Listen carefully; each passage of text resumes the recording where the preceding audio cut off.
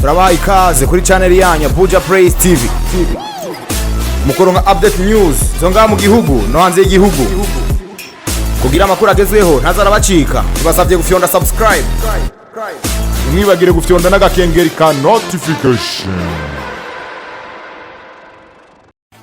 Yes, bakunze ba Buja Praise TV ntanguye kubaramutsa mu muherereye hose nkuko bisanzwe muri kumwe na Bright Verdayo kuri micro ya Buja Praise TV.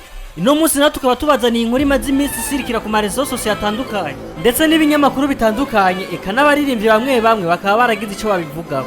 Sinirirwe ndabarambira, reka tuje kwidonido ry'inkuru yacu y'uno munsi.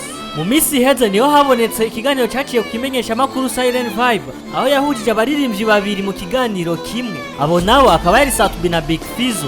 Satubi mu bibazo yabajijwe aho yagerageje kubyishura neza mu mutekano ntangere, ariko tugiye kuraba uko Fizzo yagiye arishura ibibazo yabajijwe byaraboneka neza yuko harimo hypocrisy cyangwa akagaye katagira uko kangana. Mu bibazo byose yabajije byaboneka neza yuko abizi ariko akabyishura nk'uko umengo nta byatsi, mu gihe tuzi neza ko nka byose yarabizi. Ibyo mbere bikaba byatumye umwe mu baririmbyi agira icyo abivuze ko abicishije kuri rezo sosiyo yiwe, bikaba byerekana neza ko byamubabaje cyangwa ko hoba hari byinshi azi kuri Big Fizzo. Uyo nawe tukaba tumuzi ku izina rya Bobona ari mu gihugu cya Italy. Ariko reka kandi twongere twibaze, keshi yabaye ikintu c'amainsolite kuri Big Fizzo, Bobona niwe muntu wa mbere atangura komanta ku mainsolite ya Big Fizzo, bikaboneka yuko hoba hariho urwanko hagati yabo. Bamwe bibaza yuko Bobona yoba yarasabye featuring Big Fizzo akanga, abandi biyumvira ko hoba hari ibindi bintu baba barapfuye tuba tutazi. Ariko ku makuru twatohoje nuko Bobona yigeze gusaba asubire mu ndirimbo Baju, ariko Big Fizzo akaba yaramwemereye, ariko hakaba hari amakondisiyo yamuhaye. Ayo makondisiyo nayo ngo n'amakondisiyo nyabaki, aho yamubwiye ati iyo ndirimbo gendo yisubiremo ariko kazoyiririmba nabi gusa ndakwitwarira. Bobona nawe yaciye abibona nkaho umengo nagasuzuguro, iyo ndirimbo ntiyabaye akisubiramo. Aho niho urwanko rwa Big Fizzo na Bobona rwatanguriye. Kimwe mu bibazo cyabajijwe Big Fizzo ari nacyo cyazanye ingorane hagati ya Big Fizzo na Bobona, naho bari bamubajije ku byerekeye Mudibu, Big Fizzo akaba nkaho umengo aramwibagiye gato, ariko icyo kibazo Big Fizzo yaracishuye aravuga ko Mudibu amuzi n'indirimbo yiwe ayizi. Ejo aheze niho Bobona yaciye asimbira kuri rezo sosiyo yiwe yandika ko aya majambo akurikira: guys turuhuke ejo n'akazi mugo hari systeme yo gufyonda abantu b'imitsima ya simu.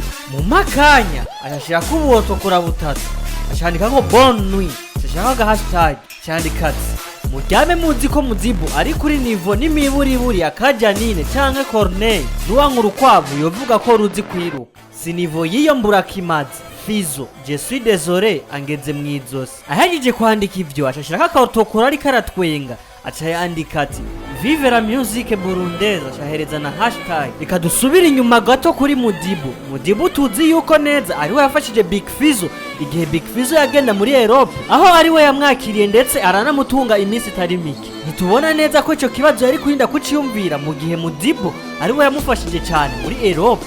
Jewe kubwanje simbona ko hari nko kwibagira, ahubwo harimwe akagaye karenze. Uno mwanya n'umwanya wanyu wa fans b'umuziki ndundi, namwe mugira ico mubivuze.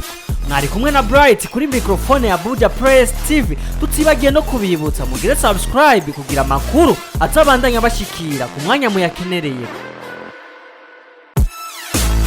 Turabaha ikaze kuri channel yanyu Buja Praise TV mukoronka update news zonga mu gihugu no hanze y'igihugu kugira amakuru agezweho ntazarabacika tubasabye gufyonda subscribe mwibagire gufyonda n'agakengeri ka notification.